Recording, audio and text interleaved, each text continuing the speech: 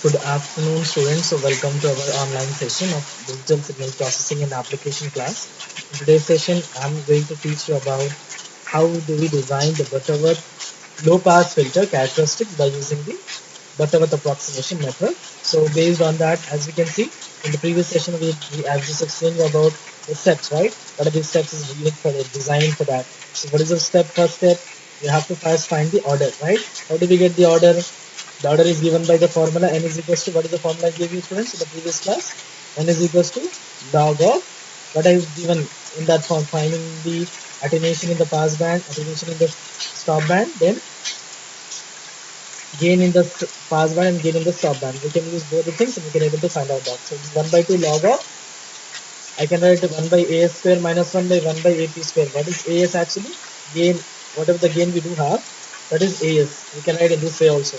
1 by as square minus 1 by 1 by ap square minus 1 divided by log of frequency in the stop band by frequency in the pass band. If you use both the values, we can able to find out the response analysis for that particular Butterworth, right? First is order. We've got the order by substituting. In the question, they'll give you AS, AP, omega S, and omega P. We have to just substitute those values in order to find the answer.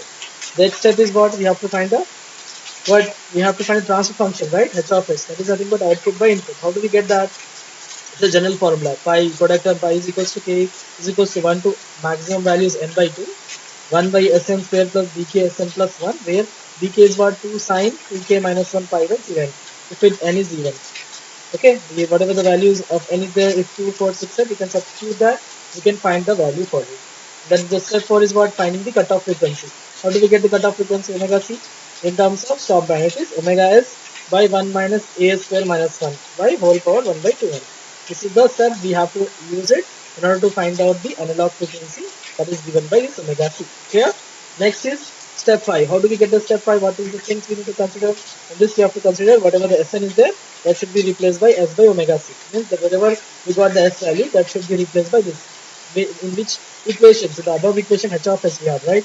H of S, S, whatever the omega c we get after substituting the value of your stop band frequency and the gain of the stop band. If you substitute these two values in this equation, wherever S is there, we can able to find the unnormalized transfer function. Here, then step 6 is what? Converting into H of Z. How do we convert into H of Z? By using two methods. One is the impulse invariant method, another is the bilinear transformation method. How do we obtain that impulse invariance or bilinear transformation? By using this formula, right? For impulse invariant method, what we have learned? So we have learned that for impulse for bilinear transformation, S is equals to 2 by T, 1 minus Z power minus 1 by 1 plus Z power minus 1. If you substitute that, wherever S is there, we can able to substitute and we can convert.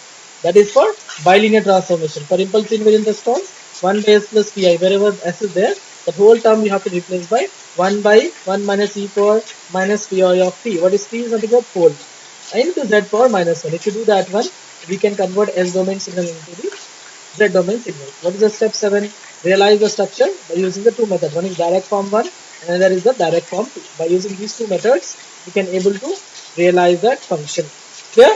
This is the direct one and direct 2. So let us see one example. How do we design? Suppose a question is given. Design a digital Butterworth IAR low pass filter using bilinear techniques, bilinear transformation techniques, and by taking t is equal to 0.1 seconds to satisfy the following specifications. So what is the h of e of j omega? What is the value for it? It's ranging from 0.6 to maximum is 1. What is the frequency for that? Is 0 to 0.35. Okay, till that we can substitute and we can able to find out the answer for it.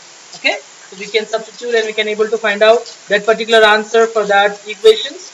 After substituting that, what we can write for it? We can write that response. What is the response of it? How I got this 0.6 or 0.1? By seeing the pass band and stop band, right? So the frequency which we are getting for the first one, as you can see in the graph, t is equals to 0.1 second, right? So the two gains they gave you, 0.1 to 0.6. So lower is what? Stop band, and the 0.6 is what? The pass band gain. We got both. And frequency also we had. Pass band is 0.35 in the question, and the second is 0.75. Or they can give in this way also. Design a digital Butterworth IR filter by giving the specification. In this way also question can be given.